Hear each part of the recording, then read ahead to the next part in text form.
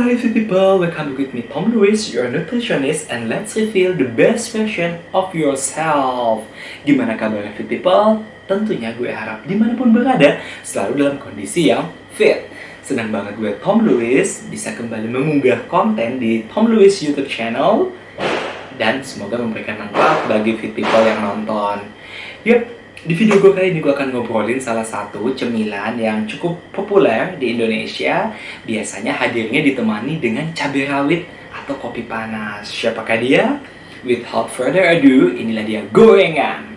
Ya, terlepas dari zat gizi lainnya seperti protein, lemak, dan karbohidrat, kalori di dalam gorengan ini juga merupakan zat gizi yang perlu kita highlight karena kalorinya berasal tidak hanya dari bahan gorengan itu sendiri seperti tahu goreng. Ya berarti kan ada kalori dari tahunya. Kalau digoreng tepung ada tahu dan kulit tepungnya, atau tahu isi berarti ada isiannya. Lemak merupakan salah satu kontributor energi di dalam hidangan gorengan. Untuk itu hari ini gue akan share kandungan lemak dan kalau kita transform ke kalori, berapa kalori dari lemak dalam suguhan gorengan. Seperti apa? Stay tune, jangan lupa untuk di like, subscribe, share, and leave your comment here. Gorengan ini kan seperti tadi gue bilang cukup banyak peminatnya di Indonesia, dan sebenarnya kalau kita go through ke traditional market atau pasar-pasar jajanan atau warung, itu banyak banget gorengan yang dijadikan cemilan. Tapi hari ini gue mengambil sampel, ada orang biasa bilang bala-bala yang terbuat dari tepung, ada sayuran dan digoreng, biasanya juga ada daun bawang, ada juga tempe goreng. Nih, semuanya ini masing-masing gue ambil dari dua warung atau penjual yang berbeda. Jadi warung A, warung B, warung A, warung B, warung A, warung B. Actually kalau buat penelitian biasanya kita harus mengambil sampel yang lebih banyak dari jumlah warung yang lebih banyak. Tapi ini ya cuma sekedar memberikan gambaran kira-kira berapa gram minyak goreng yang terkandung dalam hidangan gorengan ini. Setelah kita tahu berapa gram, misal let's say tahu goreng minyaknya ada 5 gram, akan kita konversi 5 gram minyak itu berapa kalori energinya, kayak gitu people. Metodenya itu sangat gampang. Oke, kenapa di gorengan ini kadang-kadang ada serapan minyak yang cukup signifikan? Karena biasanya gorengan itu di prepare atau disiapkan dengan metode deep fry. Deep fry itu adalah menggoreng produk dengan jumlah minyak yang banyak sehingga produk itu terendam dengan sempurna. Kayak biasanya kan kita menggunakan penggorengan yang agak bentuknya seperti ini, jadinya bisa menampung minyak dengan cukup voluminous atau cukup banyak volumenya. Berbeda dengan kalau kita bikin kayak pancake, itu kan memang pakai penggorengan yang tidak terlalu tinggi sehingga memang minyaknya hanya untuk membasahi wajannya aja. Oke? Nah, metode deep fry ini memang adalah salah satu metode pengolahan pangan yang menghasilkan produk olahan pangan yang memiliki warna golden brown, cenderung crunchy, crispy seperti itu. Tapi metode ini juga menimbulkan serapan minyak. Ya sebenarnya namanya menggoreng pasti ada bagian minyak goreng yang terserap ke produk tersebut. Makanya kalau kita menggoreng pasti minyaknya agak nyusut dikit. Selain terserap, ketika kita mengangkat juga ada yang terbawa seperti itu. Oke, langsung aja gua akan menimbangnya. Sebenarnya alat-alat yang digunakan itu sangat sederhana dan fit people bisa juga bereksperimen di rumah karena cuma menggunakan timbangan digital, bisa punya maminya, terus menggunakan tisu. Pertama-tama itu timbangan kita tera menjadi angka 0, kayak lagi di pom bensinnya dimulai dari 0. Setelah itu kita ambil tisunya, tisu ini kita timbang.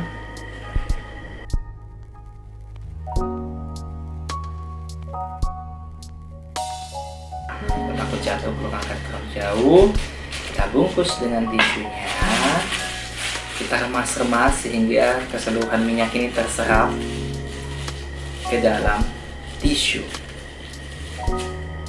Actually ada bagian-bagian juga yang jatuh ke tangan gue.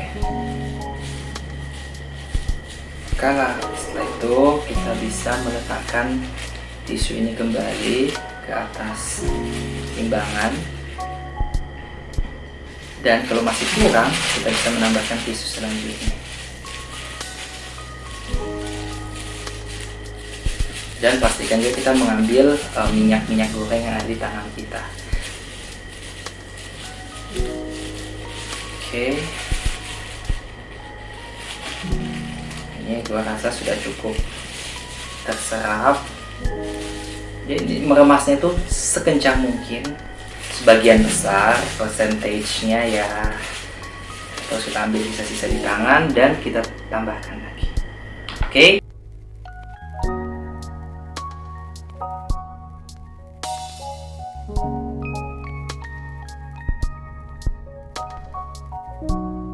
Itu tadi bala-bala yang pertama.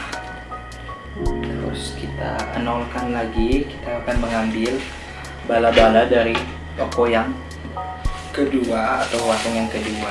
Sama, kita remas. Kalau sudah pengalaman, gue akan langsung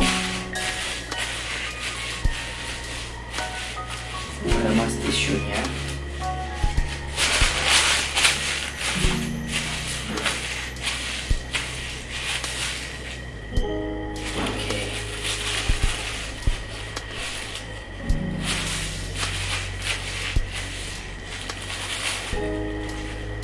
Lalu kita letakkan di atas timbangan tisu yang sudah menyerap minyak goreng.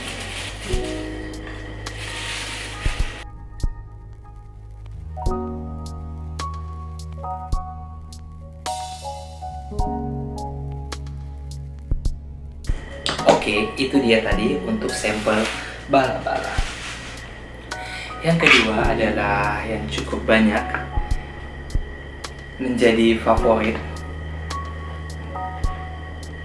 orang-orang, yaitu tempe goreng.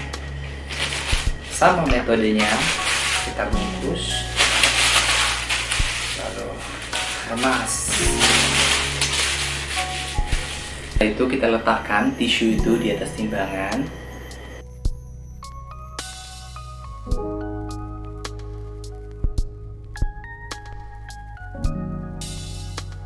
Sekarang tempe dari toko kedua. Pastikan untuk selalu kita mulai dari nol ya, kayak di pom bensin.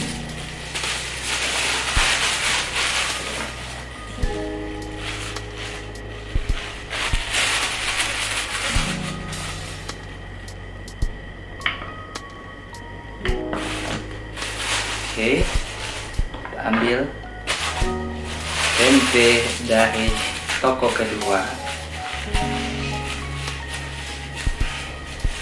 Sama, kita remas sekuat tenaga.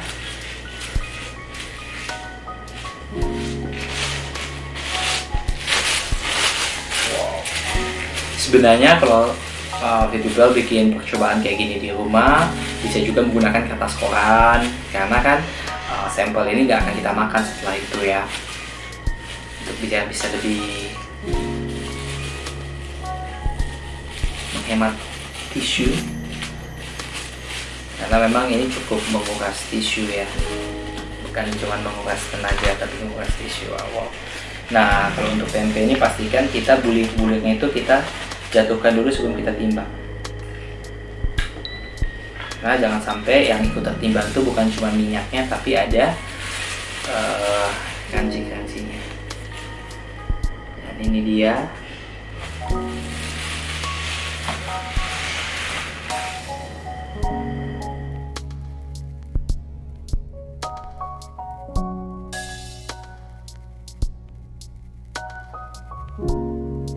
Jadi setelah kita tahu jumlah minyaknya seperti apa, akan gue bikinkan seperti ini. Ya, di sini bisa terlihat ya. Misalnya nih bala-bala dari toko yang pertama, setelah kita timbang kandungan minyaknya yang terserap pada sekian, lalu gue kalikan dari salah satu reference bahwa 1 gram minyaknya itu berapa, minyak goreng itu berapa kalori, sehingga dapatkan total kalori dari lemak dari minyaknya itu seperti ini di bagian pojok. Ya, kenapa gue bilang dari lemak? Karena kalau gue mau mengukur total kalori keseluruhan pasti harus menghitung juga dari bahan dasarnya, dari misalnya tempe goreng berarti dari tempenya, dari tepungnya, seperti itu. Tapi di video gue kali ini gue lebih menyoroti kalori dari lemak atau energi dari lemak. Kayak biasanya fit people kalau membeli produk pangan bisa terlihat ya, kalau melihat nutrition fact itu ada energi dari lemak. Nah, kurang lebih hari ini tuh gue mensimulasikan cara menentukan energi dari lemak dari produk gorengan, jajanan gorengan yang gue beli dari 2 warung di sekitaran tempat tinggal gue. Jadinya kalau buat untuk skala penelitian pastinya harus mengambil sampel yang lebih banyak dan sampling areanya juga harus lebih luas. Ini hanyalah simulasi. Yup. Thank you for watching. I hope you enjoy this video and see you on my next videos. Jangan lupa untuk di like, subscribe, share, and leave your comment here. Bye bye.